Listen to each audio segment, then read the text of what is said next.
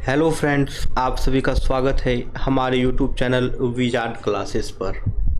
दोस्तों, आज के क्लास में जो है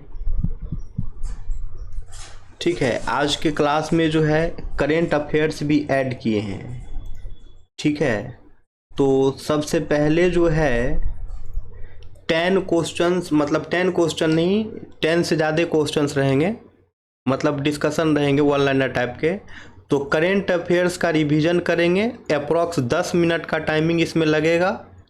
ठीक है, और करेंट अफेयर्स की रिवीजन जैसे ही ख़त्म होगा, इसी सेशन में जीके जीएस का जो है एमसीक्यू क्वेश्चन का प्रैक्टिस होगा।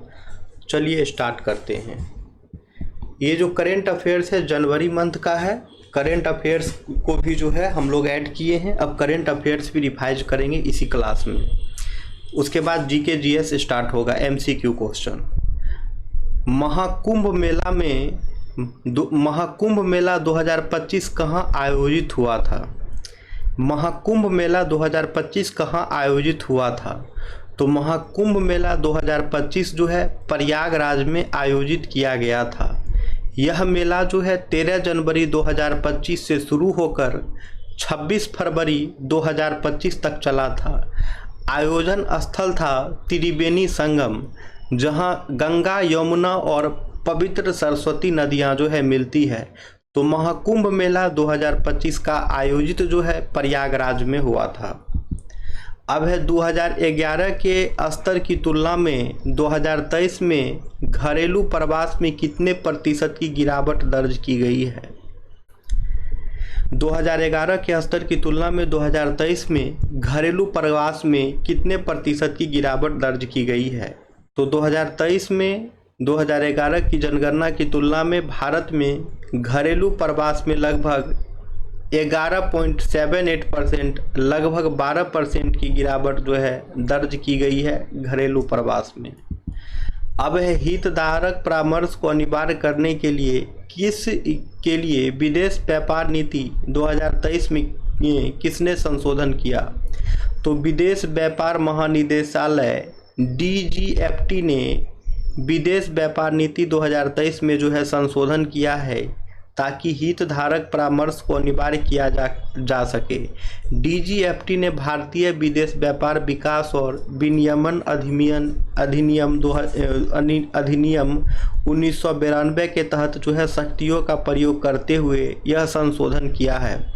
इस संशोधन का उद्देश्य जो है विदेश व्यापार नीति के निर्माण या संशोधन के संबंध में आयातकों, निर्यातकों या उद्योग विशेषज्ञों सहित हितधारकों के विचार, सुझाव, टिप्पणियां या प्रतिक्रिया प्राप्त करने के लिए हितधारकों के साथ परामर्श करना अनिवार्य करना है।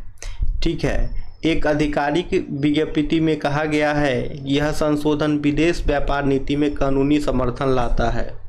अब है दिल्ली और मेरठ के बीच यात्रा का समय 40 मिनट तक कम करने के लिए पीएम मोदी ने किस कॉरिडोर का उद्घाटन किया है? तो प्रधानमंत्री नरेंद्र मोदी ने नमो भारत दिल्ली गाजियाबाद मेरठ RRTS कॉरिडोर का दिल्ली सेक्शन शाहिदाबाद न्यू अशोक नगर 5 जनवरी 2025 को जो है उद्घाटित किया है। इस तेज रैपिड ट्रांजिट सिस्टम RRTS परियोजना से नई अशोक नगर से मेरठ साउथ तक की यात्रा जो है मात्र 40 मिनट में पूरी की जा सकेगी, जिससे यह दिल्ली मेरठ मार्ग पर यात्रा समय में भारी कमी लाता है। अब है एरो इंडिया 2025 कहाँ आयोजित किया जाएगा और इसका विषय क्या है?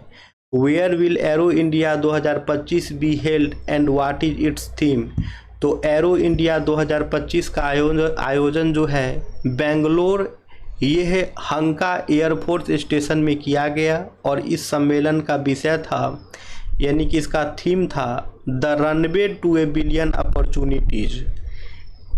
एरो इंडिया 2025 जो है दोस्तों बेंगलोर में हुआ था, और इसका थीम है the runway to a billion opportunities. इस थीम के माध्यम से भारत में एरो स्पेस और रक्षा उत्पादन को बढ़ावा देने, वैश्विक साझेदारी को मजबूती से ले जाने और आत्मनिर्भरता की दिशा में प्रयासों को प्रस्तुत करने की बात की गई है। अब है वास्तविक समय इंटरपोल समन्वय के लिए लॉन्च किए गए CVI के पोर्टल का नाम क्या है? What is the name of the CBI portal launch for real time Interpol coordination. Sorry friends, तो CBI द्वारा वास्तविक समय में इंटरपोल समन्वय के लिए लॉन्च किया गया पोर्टल का नाम जो है भारत पोल है।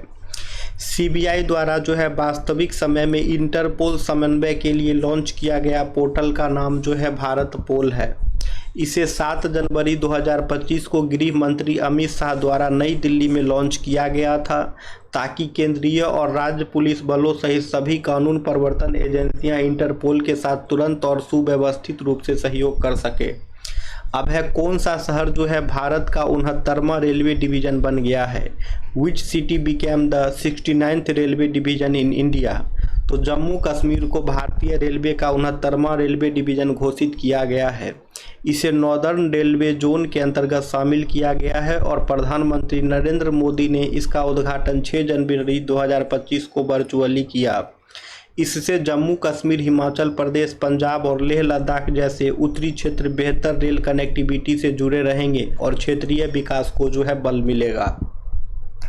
अब है भारत ने कितने किलोमीटर मेट्रो रेल नेटवर्क पार कर लिया है।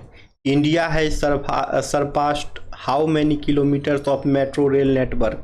तो भारत में रेल नेटवर्क ने 1000 किलोमीटर के परिचालन लंबाई पार कर ली है, जिससे यह चीन और अमेरिका के बाद दुनिया का तीसरा सबसे बड़ा नेटवर्क बन गया है। ठीक है, भारत में मेट्रो रेल नेटवर्क ने 1000 किलोमीटर की परिचालन लंबाई पार कर ली है, जिससे यह चीन और अमेरिका के बाद दुनिया का तीसरा सबसे बड़ा मेट्रो नेटवर्क बन गया है। अब है भारत में पल्लास बिल्ली का पहला फोटोग्राफिक साक्ष्य कहाँ मिला था। Where was the first photographic evidence of Pallas cat found in India. तो भारत में पल्लास बिल्ली का पहला फोटोग्राफिक साक्ष्य जो है हिमाचल प्रदेश के किन्नौर जिलों में मिला था। यह खोज हिम तेंदुए की आबादी के सर्वेक्षण के दौरान हुई थी।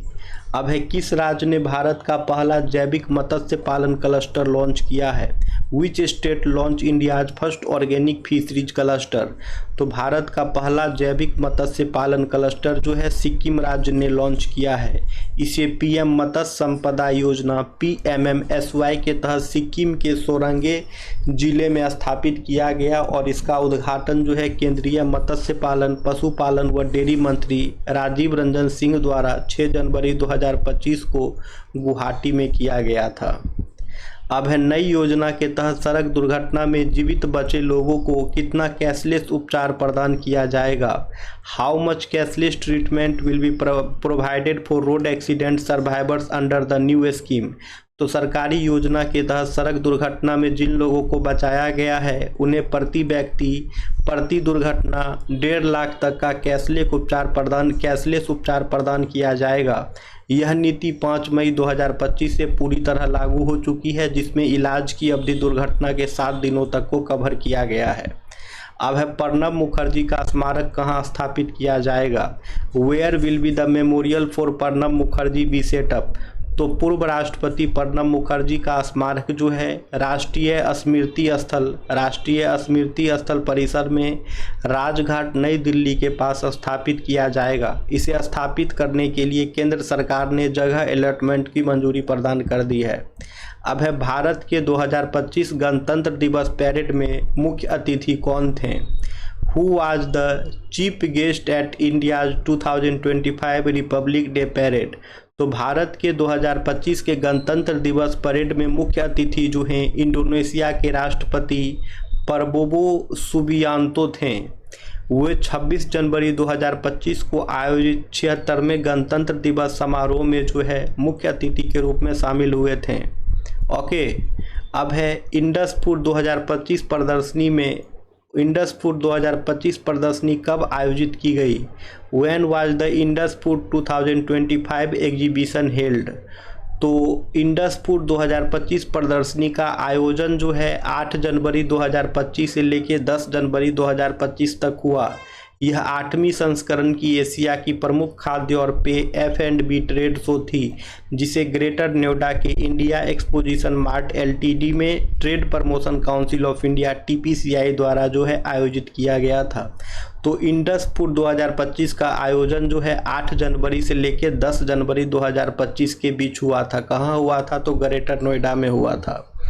ठीक है, तो 8 से 10 जनवरी 2025 के बीच में जो है इंडस फूड हुआ था और इसका उद्घाटन जो है केंद्रीय खाद्य प्रसंस्करण मंत्री चिराग पासवान द्वारा किया गया था। स्थान था ग्रेटर नोएडा, उत्तर प्रदेश। अब है योजना आयोग के स्थान पर नीति आयोग की स्थापना कब की गई थी? When was NITI Aayog established replacing the planning commission? Planning commission को रिप्लेस करके नीति आयोग जो है कब आई थी? तो योजना आयोग यानी कि प्लानिंग कमीशन के स्थान पर नीति आयोग की स्थापना 1 जनवरी 2015 को की गई थी। यह परिवर्तन प्रधानमंत्री नरेंद्र मोदी द्वारा 15 अगस्त 2014 को लाल किले से संबोधन के दौरान घोषित किया गया था। 1 जनवरी 2015 से नीति आयोग ने कार्य करना शुरू किया और योजना आयोग को आधिकारिक रूप से समाप्त कर दिया गया। नीति आयोग का फुल फॉर्म जो है national institution for transforming India होता है। नीति आयोग का फुल फॉर्म जो है national institution for transforming India होता है। नीति आयोग का उद्देश्य जो है टॉप डाउन योजना बनाने के पुराने ढांचे को हटाकर एक बॉटम अप दृष्टिकोण अपनाना है, जिसमें राज्यों की अधिक भागीदारी और सहकारी संघवाद कोऑपरेटिव फेडरलिज्म को बढ़ावा दिया जाता है। अब है प्रवासी तीर्थ दर्शन योजना के तहत पीएम मोदी ने किस ट्रेन को हरी झंडी दिखाई है? विच train was flagged of by PM Modi under the प्रवासी तीर्थ दर्शन योजना? तो प्रधानमंत्री नरेंद्र मोदी ने प्रवासी तीर्थ दर्शन योजना के अंतर्गत जो है विशेष ट्रेन प्रवासी भारतीय एक्सप्रेस को 9 जनवरी 2025 को भुवनेश्वर उड़ीसा में हरी झंडी दिखाई है। यह ट्रेन प्रवासी भारतीयों को 3 सप्ताह की तीर्थ यात्रा के लिए नई दिल्ली के सफदरगंज स्टेशन से रवाना की गई थी। अब है यह यात्रा प्रवासी तीर्थ दर्शन योजना के अंतर्गत जो है आयोजित की गई थी, जिसे विदेश मंत्रालय और IRCTC के सहयोग से संचालित किया जाता है। ट्रेन का नाम जो है प्रवासी भारतीय एक्सप्रेस होगा। हरी झंडी जो प्रधानमंत्री दिखाए थे वो 9 जनवरी 2025 था। यह ट्रेन विशेष रूप से PIO प्रवासी भारतीयों के लिए थी, जो भारत के सांस्कृतिक और धार्मिक स्थलों की जो है यात्रा पर गई थी। अब है सरकार ने अंतर्देशीय जल परिवहन विकास के लिए कितने निवेश की घोषणा की है? How much investment has the government has announced for inland water transport development? तो भारत सरकार ने अंतर्देशीय जल परिवहन इनलैंड वाटरवेज के विकास के लिए जो है अगले 5 वर्षों में कुल 50,000 करोड़ के निवेश की घोषणा की है। अब है कौन सी सुरंग जो है कश्मीर और लद्दाख के बीच संपर्क को बढ़ावा देगी?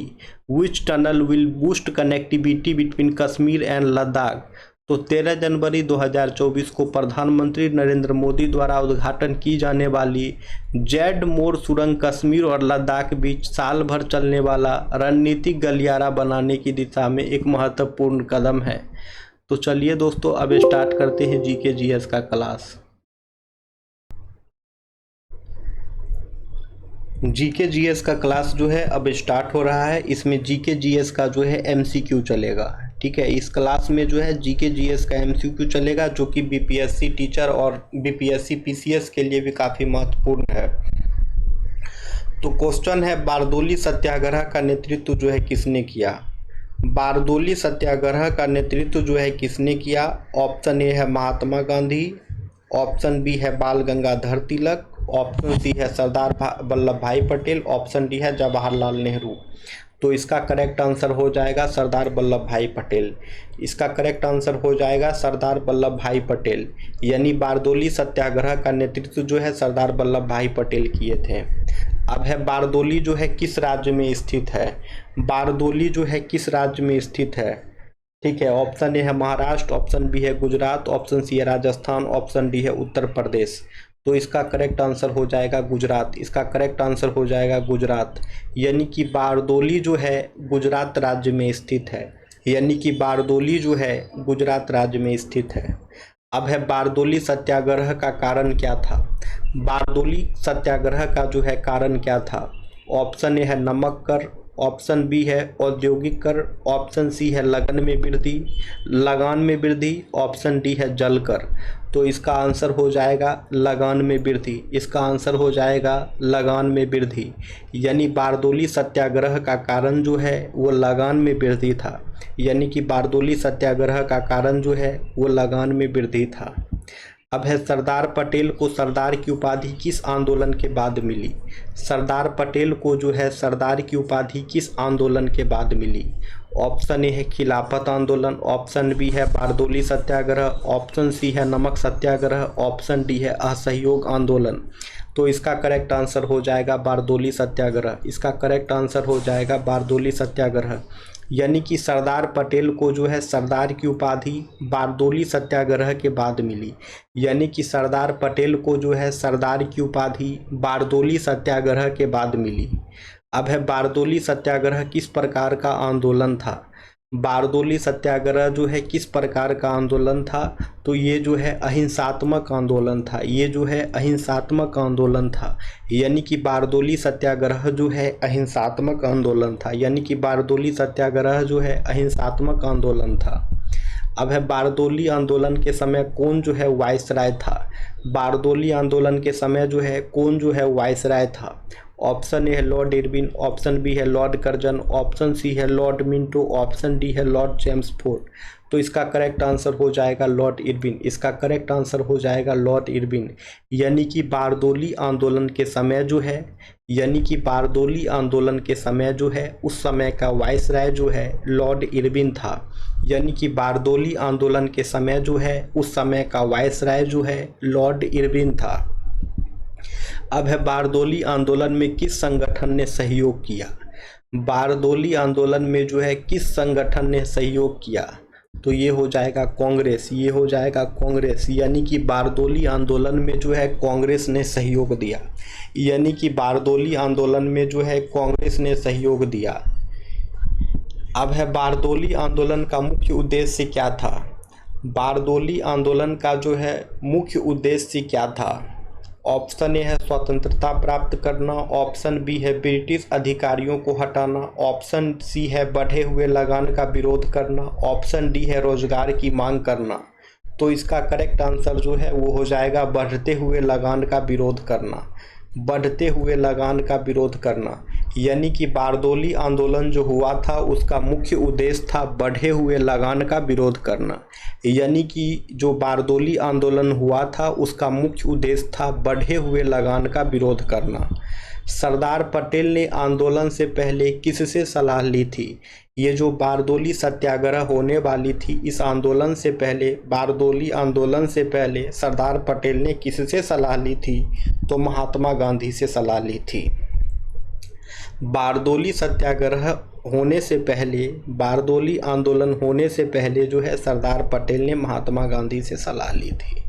बारदोली आंदोलन का सीधा प्रभाव जो है किस पर पड़ा। बारदोली आंदोलन का सीधा प्रभाव जो है किस पर पड़ा। ऑप्शन ए है असहयोग आंदोलन पर, ऑप्शन बी है दांडी मार्च पर, ऑप्शन सी है ब्रिटिश सरकार की राजस्व नीति पर, ऑप्शन डी है खिलाफत आंदोलन पर। तो इसका करेक्ट आंसर हो जाएगा ब्रिटिश सरकार की राजस्व नीति पर। ब्रिटिश सरकार की राजस्व नीति पर जो है बारदोली आंदोलन का सीधा प्रभाव पड़ा। अब है बारदोली आंदोलन में मुख्य रूप से कौन शामिल थे। बारदोली आंदोलन में जो है मुख्य रूप से कौन शामिल थे।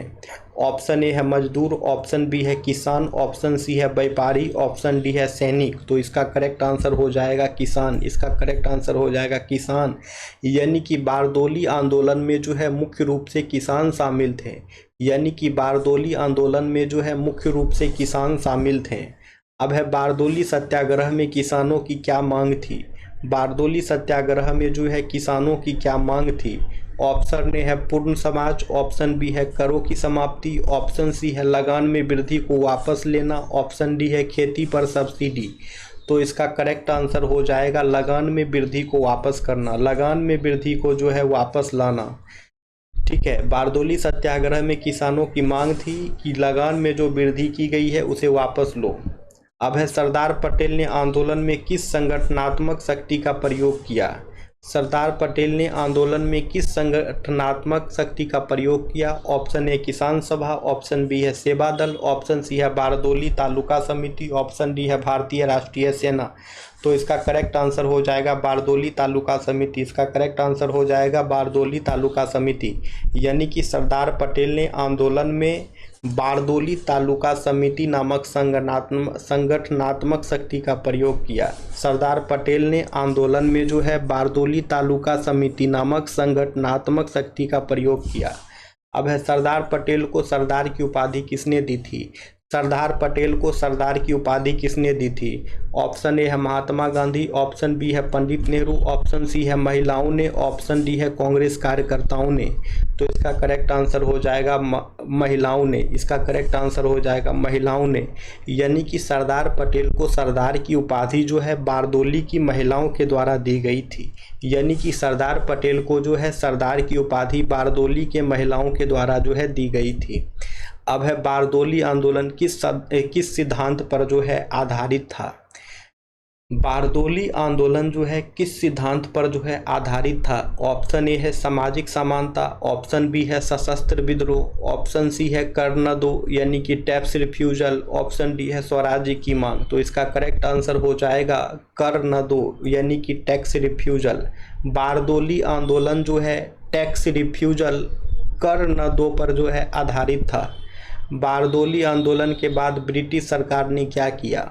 बारदोली आंदोलन के बाद ब्रिटिश सरकार ने क्या किया। ऑप्शन ए है लगान माफ़ कर दिया, ऑप्शन बी है लगान वृद्धि को रद्द कर दिया, ऑप्शन सी है आंदोलनकारियों को सम्मानित किया, ऑप्शन डी है आंदोलन को मान्यता दी। तो इसका करेक्ट आंसर हो जाएगा लगान वृद्धि को रद्द किया। इसका करेक्ट आंसर हो जाएगा लगान वृद्धि को जो है रद्द किया। बारदोली आंदोलन के बाद जो है ब्रिटिश सरकार ने लगान वृद्धि को रद्द किया। बारदोली आंदोलन के बाद जो है ब्रिटिश सरकार ने लगान वृद्धि को जो है रद्द किया। अब है बारदोली आंदोलन का वर्णन सबसे पहले किस समाचार पत्र में छपा था। बारदोली आंदोलन का वर्णन जो है सबसे पहले किस समाचार पत्र में छपा था। ऑप्शन ए है यंग इंडिया, ऑप्शन बी है नवजीवन, ऑप्शन सी है हरिजन, ऑप्शन डी है केसरी। इसका करेक्ट आंसर हो जाएगा नवजीवन। इसका करेक्ट आंसर हो जाएगा नवजीवन। यानी कि बारदोली आंदोलन का वर्णन जो है सबसे पहले नवजीवन समाचार पत्र में छपा था। यानी कि बारदोली आंदोलन का वर्णन जो है सबसे पहले नवजीवन समाचार पत्र में जो है छपा था। अब है बारदोली आंदोलन को कौन सा आंदोलन प्रेरित करता है। बारदोली आंदोलन को जो है कौन सा आंदोलन प्रेरित करता है। ऑप्शन ए है असहयोग आंदोलन, ऑप्शन बी है दांडी यात्रा, ऑप्शन सी है चंपारण सत्याग्रह, ऑप्शन डी है खिलाफत आंदोलन। तो इसका करेक्ट आंसर हो जाएगा चंपारण सत्याग्रह। इसका करेक्ट आंसर हो जाएगा चंपारण सत्याग्रह। यानी कि बारदोली आंदोलन को जो है चंपारण सत्याग्रह प्रेरित करता है। यानी कि बारदोली आंदोलन को जो है चंपारण सत्याग्रह जो है प्रेरित करता है। अब है किसने कहा था पटेल एक लौह पुरुष है। किसने कहा था पटेल एक लौह पुरुष है। Option A Gandhi ji, option B है नेहरू, ऑप्शन सी है टैगोर, ऑप्शन डी है रविशंकर महाराज। तो इसका करेक्ट आंसर हो जाएगा गांधी जी। इसका करेक्ट आंसर हो जाएगा गांधी जी। गांधी जी कहे थे कि पटेल जो है एक लौह पुरुष है। गांधी जी कहे थे पटेल जो है एक लौह पुरुष है। बारदोली आंदोलन में महिलाएं किस रूप में सामने आई। बारदोली आंदोलन में जो है महिलाएं किस रूप में सामने आई। ऑप्शन ए है सत्याग्रही, ऑप्शन बी है स्वयं सेवक, ऑप्शन सी है मोर्चा नेतृत्वकर्ता, ऑप्शन डी है सभी विकल्प सही। तो इसका करेक्ट आंसर हो जाएगा सभी विकल्प सही। यानी कि बारदोली आंदोलन में महिलाएं जो है सत्याग्रही के रूप में, स्वयं सेवक के रूप में और मोर्चा नेतृत्वकर्ता के रूप में जो है सामने आई। बारदोली आंदोलन में महिलाएं जो हैं सत्याग्रही के रूप में, स्वयं सेवक के रूप में और मोर्चा नेतृत्वकर्ता के रूप में जो है सामने आई। बारदोली आंदोलन की सफलता का कारण क्या था। बारदोली आंदोलन की सफलता का क्या कारण था। ऑप्शन ए है अहिंसात्मक तरीका, ऑप्शन बी है पटेल का नेतृत्व, ऑप्शन सी है किसानों की एकता, ऑप्शन डी है उपरोक्त सभी। तो इसका करेक्ट आंसर हो जाएगा उपरोक्त सभी। इसका करेक्ट आंसर हो जाएगा उपरोक्त सभी। यानी कि बारदोली आंदोलन की सफलता का कारण जो है अहिंसात्मक तरीका था, पटेल का नेतृत्व था और किसानों की एकता थी। बारदोली सत्याग्रह को किस प्रकार के आंदोलन में गिना जाता है? बारदोली सत्याग्रह को जो है किस प्रकार के आंदोलन में जो है गिना जाता है? ऑप्शन ए है राजनीतिक आंदोलन, ऑप्शन बी है धार्मिक आंदोलन, ऑप्शन सी है सामाजिक सुधार, ऑप्शन डी है कृषक आंदोलन। तो इसका करेक्ट आंसर हो जाएगा कृषक आंदोलन। इसका करेक्ट आंसर हो जाएगा कृषक आंदोलन। यानी कि बारदोली सत्याग्रह को जो है कृषक आंदोलन में गिना जाता है। बारदोली सत्याग्रह को जो है कृषक आंदोलन में जो है गिना जाता है। अब है बारदोली आंदोलन में किसने ब्रिटिश अधिकारियों से बातचीत की? बारदोली आंदोलन में जो है किसने ब्रिटिश अधिकारियों से बातचीत की? ऑप्शन ए है मोतीलाल नेहरू, ऑप्शन बी है गांधी जी, ऑप्शन सी है सरदार पटेल, ऑप्शन डी है कोई नहीं।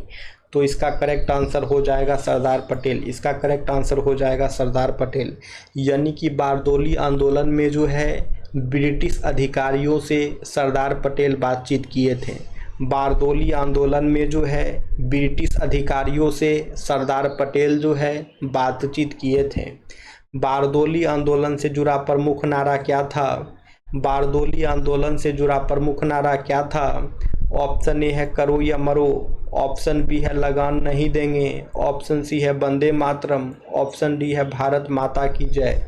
तो इसका करेक्ट आंसर हो जाएगा लगान नहीं देंगे। इसका करेक्ट आंसर हो जाएगा लगान नहीं देंगे। यानी कि बारदोली आंदोलन से जुड़ा प्रमुख नारा जो था वो लगान नहीं देंगे। बारदोली आंदोलन से जुड़ा प्रमुख नारा था वो था लगान नहीं देंगे। अब है बारदोली आंदोलन में किस वर्ग की महिलाओं ने बड़ी भागीदारी निभाई थी? बारदोली आंदोलन में जो है किस वर्ग की महिलाओं ने बड़ी भागीदारी निभाई थी? ऑप्शन ए है केवल शिक्षित महिलाएं, ऑप्शन बी है ग्रामीण महिलाएं, ऑप्शन सी है शहरी महिलाएं, ऑप्शन डी है मुस्लिम महिलाएं। तो इसका करेक्ट आंसर जो है हो जाएगा ग्रामीण महिलाएं। इसका करेक्ट आंसर जो है वो हो जाएगा ग्रामीण महिलाएं। यानी कि बारदोली आंदोलन में जो है ग्रामीण महिलाएं ने बड़ी भागीदारी निभाई थी। बारदोली आंदोलन में जो है ग्रामीण महिलाएं जो है वो जो है बड़ी भागीदारी निभाई थी। बारदोली आंदोलन के दौरान किसके नेतृत्व में सत्याग्रह समितियां बनी? बारदोली आंदोलन के दौरान किसके नेतृत्व में जो है सत्याग्रह समितियां बनी?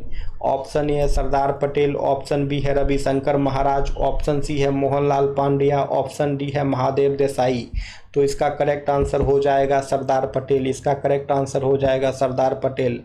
यानी कि बारदोली आंदोलन के दौरान जो है सरदार पटेल के नेतृत्व में सत्याग्रह समिति बनी थी। बारदोली आंदोलन के दौरान जो है सरदार पटेल के नेतृत्व में सत्याग्रह समितियां बनी थी। अब है बारदोली आंदोलन में आंदोलनकारियों ने कौन सी नीति अपनाई? बारदोली आंदोलन में आंदोलनकारियों ने कौन सी नीति अपनाई? ऑप्शन ए है कर न दो यानी टैक्स रेसिस्टेंस, ऑप्शन बी है हिंसात्मक विद्रोह, ऑप्शन सी है विदेशी वस्त्रों का बहिष्कार, ऑप्शन डी है सरकारी कर्मचारियों की हड़ताल। तो इसका आंसर हो जाएगा कर न दो यानी कि टैक्स रेसिस्टेंस। बारदोली आंदोलन में आंदोलनकारियों ने कर न दो टैक्स रेसिस्टेंस की नीति अपनाई। बारदोली सत्याग्रह का मुख्य आर्थिक कारण क्या था? ऑप्शन ए है महंगाई, ऑप्शन बी है अकाल, ऑप्शन सी है बाढ़, ऑप्शन डी है भूमि कर में 22% वृद्धि। तो इसका आंसर हो जाएगा भूमि कर में 22% वृद्धि। बारदोली सत्याग्रह का मुख्य आर्थिक कारण जो था वो भूमि कर में 22% की वृद्धि थी। बारदोली सत्याग्रह का मुख्य आर्थिक कारण जो था वो भूमि कर में 22% की वृद्धि थी। अब है बारदोली आंदोलन का एक महत्वपूर्ण प्रभाव क्या हुआ? बारदोली आंदोलन का एक महत्वपूर्ण प्रभाव क्या था? ऑप्शन ए है भारत को स्वतंत्रता मिली, ऑप्शन बी है किसानों में आत्मबल और एकता का विकास हुआ, ऑप्शन सी है महात्मा गांधी गिरफ्तार हुए, ऑप्शन डी है अंग्रेजों ने आंदोलन कुचल दिया। तो इसका करेक्ट आंसर जो है वो होगा किसानों में आत्मबल और एकता का विकास हुआ। बारदोली आंदोलन का एक महत्वपूर्ण प्रभाव ये था कि किसानों में आत्मबल और एकता का जो है विकास हुआ। अब है बारदोली आंदोलन का नेतृत्व कर रहे सरदार पटेल किस पेशे से जुड़े थे? बारदोली आंदोलन का नेतृत्व कर रहे सरदार पटेल जो है किस पेशे से जुड़े थे? ऑप्शन ए है शिक्षक, ऑप्शन बी है वकील, ऑप्शन सी है डॉक्टर, ऑप्शन डी है पत्रकार। तो इसका करेक्ट आंसर हो जाएगा वकील। इसका करेक्ट आंसर हो जाएगा वकील। यानी कि बारदोली आंदोलन का नेतृत्व कर रहे सरदार पटेल जो हैं पेशे से वकील थे। यानी कि बारदोली आंदोलन का नेतृत्व कर रहे सरदार पटेल जो है पेशे से वकील थे। अब है बारदोली आंदोलन के समर्थन में कौन प्रमुख कांग्रेस नेता गुजरात पहुंचे थे? बारदोली आंदोलन के समर्थन में जो है कौन प्रमुख कांग्रेस नेता जो है गुजरात पहुंचे थे? ऑप्शन ए है पंडित नेहरू, ऑप्शन बी है मोतीलाल नेहरू, ऑप्शन सी है सी राजगोपालाचारी, ऑप्शन डी है महादेव देसाई। तो इसका करेक्ट आंसर हो जाएगा महादेव देसाई। इसका करेक्ट आंसर हो जाएगा महादेव देसाई। यानी कि बारदोली आंदोलन के समर्थन में जो है महादेव देसाई जो है कांग्रेस के एक प्रमुख नेता थे, वो गुजरात पहुंचे थे। बारदोली आंदोलन के समर्थन में जो है कांग्रेस के प्रमुख नेता जो है महादेव देसाई थे, जो गुजरात पहुंचे थे। अब है सरदार पटेल ने आंदोलन में भाग लेने से पहले किससे परामर्श किया था? तो सरदार पटेल ने बारदोली सत्याग्रह आंदोलन में भाग लेने से पहले जो है महात्मा गांधी से जो है परामर्श किया था। अब है बारदोली आंदोलन में अंग्रेज सरकार ने कौन से कदम उठाए? बारदोली आंदोलन में अंग्रेज सरकार ने कौन से कदम उठाए? समझौता किया, आंदोलनकारियों की संपत्ति जब्त की, किसानों को नौकरी दी या लगान कम कर दिया? तो करेक्ट आंसर होगा आंदोलनकारियों की संपत्ति जब्त की। बारदोली आंदोलन में अंग्रेज सरकार ने कौन से कदम उठाए? तो आंदोलनकारियों की जो है संपत्ति जब्त की। अब है बारदोली आंदोलन ने किस आंदोलन की नींव रखी? बारदोली आंदोलन ने किस आंदोलन की नींव रखी? ऑप्शन बी है सविनय अवज्ञा आंदोलन, ऑप्शन बी है असहयोग आंदोलन, ऑप्शन सी है खिलाफत आंदोलन, ऑप्शन डी है होम रूल आंदोलन। तो इसका करेक्ट आंसर हो जाएगा सविनय अवज्ञा आंदोलन। इसका करेक्ट आंसर हो जाएगा सविनय अवज्ञा आंदोलन। यानी कि बारदोली आंदोलन ने सविनय अवज्ञा आंदोलन की जो है नींव रखी। यानी कि बारदोली आंदोलन जो है सविनय अवज्ञा आंदोलन की जो है नींव रखी। बारदोली आंदोलन के समय कांग्रेस अध्यक्ष कौन थे? बारदोली आंदोलन के समय कांग्रेस अध्यक्ष कौन थे? ऑप्शन ए है मौलाना अबुल कलाम आज़ाद, ऑप्शन बी है मदन मोहन मालवीय, ऑप्शन सी है मोतीलाल नेहरू, ऑप्शन डी है अंसारी। तो इसका करेक्ट आंसर हो जाएगा मोतीलाल नेहरू। इसका करेक्ट आंसर हो जाएगा मोतीलाल नेहरू। यानी बारदोली आंदोलन के समय जो है कांग्रेस के अध्यक्ष मोतीलाल नेहरू थे। यानी कि बारदोली आंदोलन के समय जो है कांग्रेस के अध्यक्ष मोतीलाल नेहरू थे। बारदोली सत्याग्रह के बाद किस सरकारी संस्था को विवाद की जांच सौंपी गई थी? बारदोली सत्याग्रह के बाद किस सरकारी संस्था को जो है विवाद की जांच सौंपी गई थी? तो ये थी एक विशेष जांच समिति। एक विशेष जांच समिति को जो है बारदोली सत्याग्रह के बाद जो है विवाद की जो है जांच सौंपी गई थी। बारदोली आंदोलन किस स्वतंत्रता आंदोलन के बीच हुआ? बारदोली आंदोलन जो है किस स्वतंत्रता आंदोलन के बीच हुआ? तो ये था असहयोग और सविनय अवज्ञा आंदोलन के बीच। असहयोग और सविनय अवज्ञा आंदोलन के बीच जो है बारदोली आंदोलन हुई थी। असहयोग आंदोलन और सविनय अवज्ञा आंदोलन के बीच में जो है बारदोली आंदोलन हुई थी। अब है बारदोली आंदोलन में किस नारे का सबसे अधिक प्रयोग किया गया? ऑप्शन ए है करो या मरो, ऑप्शन बी है वंदे मातरम, ऑप्शन सी है लगान नहीं देंगे, ऑप्शन डी है इनकलाब जिंदाबाद। तो इसका करेक्ट आंसर हो जाएगा लगान नहीं देंगे। इसका करेक्ट आंसर हो जाएगा लगान नहीं देंगे। यानी कि बारदोली आंदोलन में जो है लगान नहीं देंगे सबसे अधिक प्रयोग हुआ। बारदोली आंदोलन में जो है लगान नहीं देंगे इस नारे का जो है सबसे अधिक प्रयोग हुआ। बारदोली आंदोलन को किस क्षेत्रीय प्रेस ने सबसे पहले प्रकाशित किया? बारदोली आंदोलन को जो है किस क्षेत्रीय प्रेस ने सबसे पहले प्रकाशित किया? ऑप्शन ए है नवजीवन, ऑप्शन बी है हरिजन, ऑप्शन सी है केसरी, ऑप्शन डी है यंग इंडिया। तो इसका करेक्ट आंसर हो जाएगा नवजीवन। इसका करेक्ट आंसर हो जाएगा नवजीवन। यानी कि बारदोली आंदोलन को जो है नवजीवन प्रेस सबसे पहले प्रकाशित किया। बारदोली आंदोलन को जो है नवजीवन प्रेस जो है वो सबसे पहले प्रकाशित किया। बारदोली आंदोलन किस श्रेणी का आदर्श उदाहरण माना जाता है? बारदोली आंदोलन जो है किस श्रेणी का आदर्श उदाहरण माना जाता है? ऑप्शन ए है एकीकृत सामाजिक आंदोलन, ऑप्शन बी है शांतिपूर्ण किसान आंदोलन, ऑप्शन सी है मजदूर विद्रोह, ऑप्शन डी है कांग्रेस विरोध। तो इसका करेक्ट आंसर हो जाएगा शांतिपूर्ण किसान आंदोलन। इसका करेक्ट आंसर हो जाएगा शांतिपूर्ण किसान आंदोलन। यानी कि बारदोली आंदोलन जो है शांतिपूर्ण किसान आंदोलन का जो है आदर्श उदाहरण माना जाता है। बारदोली आंदोलन जो है शांतिपूर्ण किसान आंदोलन का जो है आदर्श उदाहरण माना जाता है। बारदोली सत्याग्रह का मुख्य नेतृत्व किस सामाजिक समूह से आया था?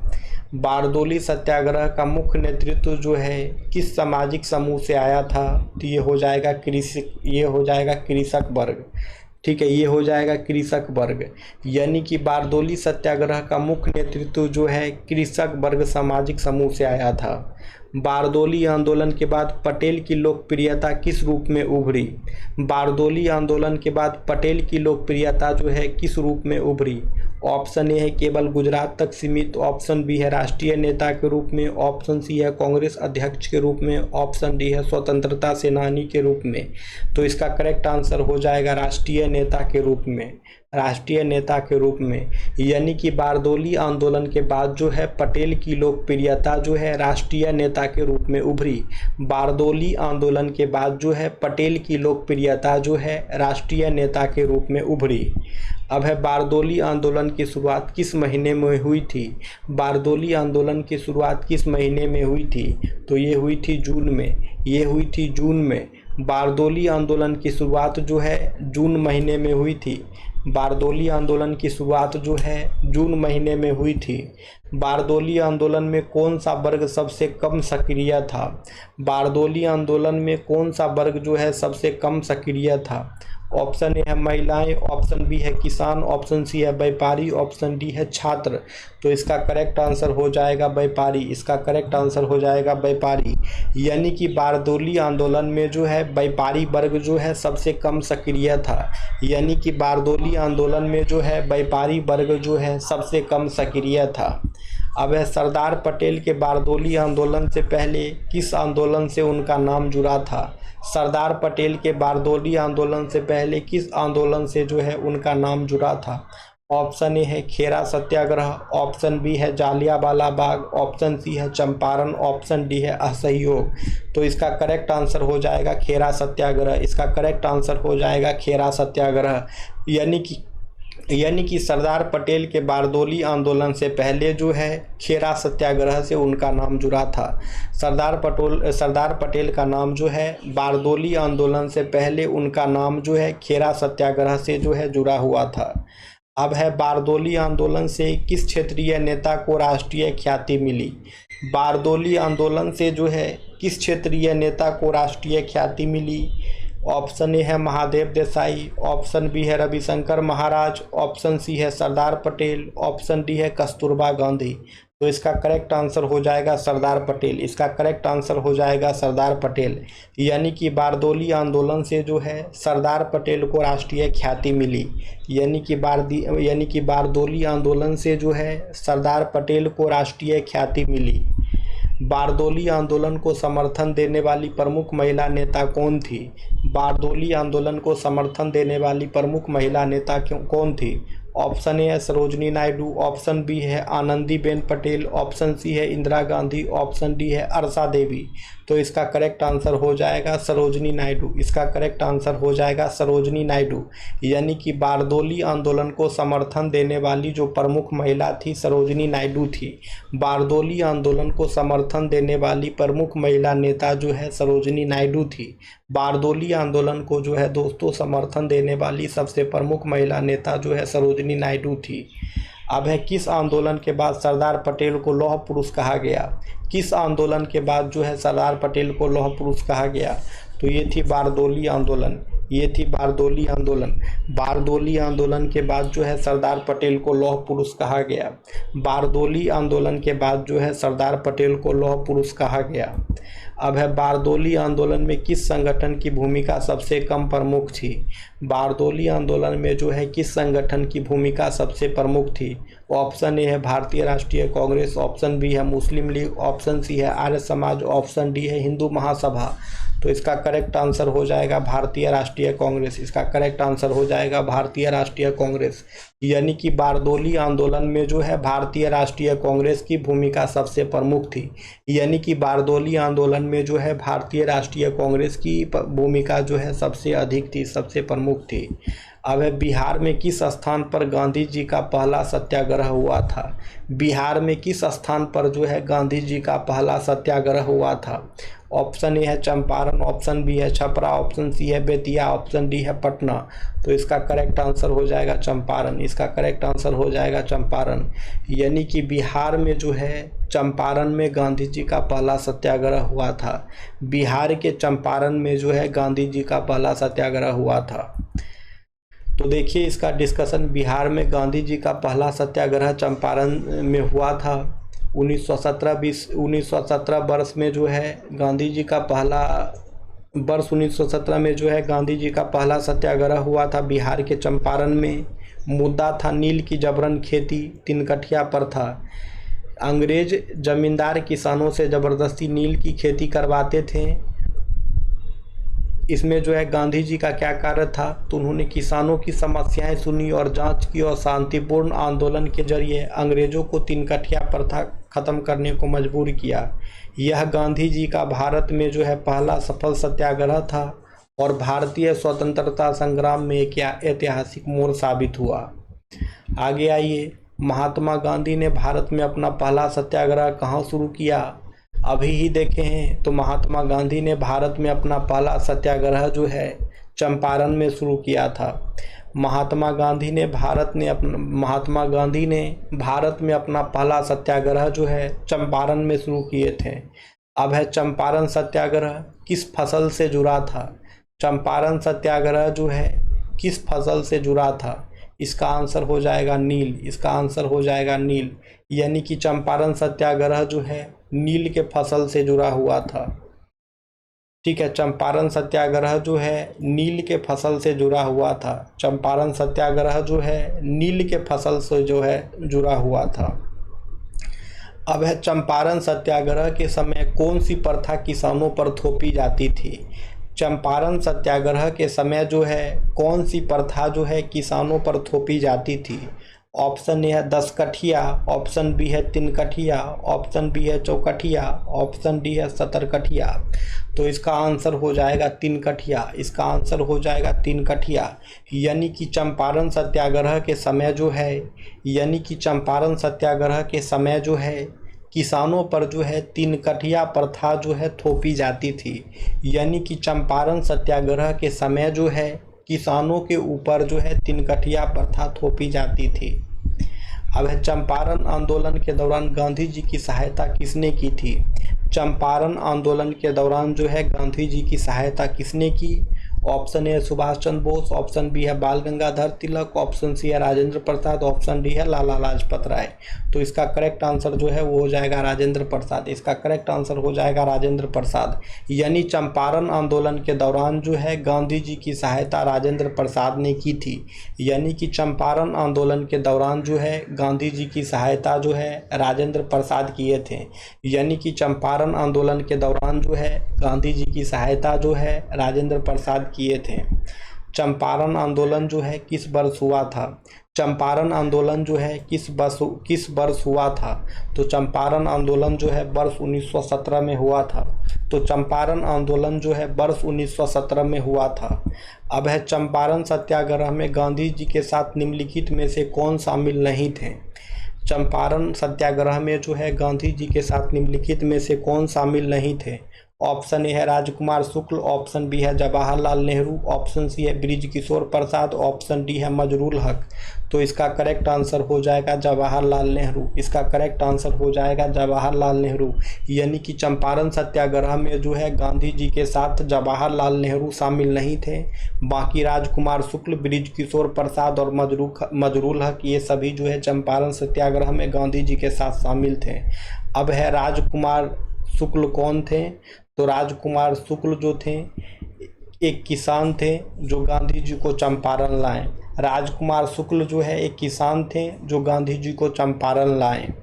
अब है नील की खेती से जुड़ी समस्या किस नीति से उत्पन्न हुई? नील की खेती से जुड़ी समस्या जो है किस नीति से उत्पन्न हुई? ऑप्शन ए है इंडिगो कन्वेंशन, ऑप्शन बी है प्लांटेशन एक्ट, ऑप्शन सी है तिनकठिया सिस्टम, ऑप्शन डी है बंगाल रेजुलेशन। तो इसका करेक्ट आंसर हो जाएगा तिनकठिया सिस्टम। इसका करेक्ट आंसर हो जाएगा तिनकठिया सिस्टम। यानी कि नील की खेती से जुड़ी समस्या जो है तिनकठिया सिस्टम नीति से उत्पन्न हुई। यानी नील की खेती से जुड़ी समस्या जो है तिनकठिया सिस्टम नीति से जो है उत्पन्न हुई। अब है चंपारण आंदोलन के बाद क्या बदलाव हुआ? चंपारण आंदोलन के बाद जो है क्या बदलाव हुआ? गांधी जी को गिरफ्तार किया गया, गांधी जी ने आंदोलन छोड़ दिया, या नील की जबरन खेती समाप्त हुई, कोई बदलाव नहीं हुआ। तो इसका क्या आंसर होगा? तो नील की जबरन खेती जो है समाप्त हुई। चंपारण आंदोलन के बाद जो है नील की जबरन खेती समाप्त हुई। चंपारण आंदोलन के बाद जो है नील की जबरन खेती जो है वो समाप्त हुई। अब है चंपारण आंदोलन का ऐतिहासिक महत्व क्या है? चंपारण आंदोलन का ऐतिहासिक महत्व क्या है? ऑप्शन ए है यह भारत का पहला औद्योगिक आंदोलन था, ऑप्शन बी है ये गांधी जी का भारत में पहला राजनीतिक आंदोलन था, ऑप्शन सी है यह एक धार्मिक आंदोलन था, ऑप्शन डी है यह एक मजदूर आंदोलन था। तो इसका करेक्ट आंसर हो जाएगा यह गांधी जी का भारत में पहला राजनीतिक आंदोलन था। अब है गांधी जी को चंपारण लाने वाले किसान कौन थे? गांधी जी को जो है चंपारण लाने वाले किसान कौन थे? तो ये क्वेश्चन आप लोगों का होमवर्क रहा दोस्तों। इसका आंसर जो है आप लोग कमेंट सेक्शन में कमेंट करेंगे। गांधी जी को चंपारण लाने वाले किसान कौन थे? इसका आंसर जो है आप लोग कमेंट सेक्शन में कमेंट्स करेंगे। अब हम फिर मिलते हैं कल की क्लासेस में। Thank you friends, thank you everyone.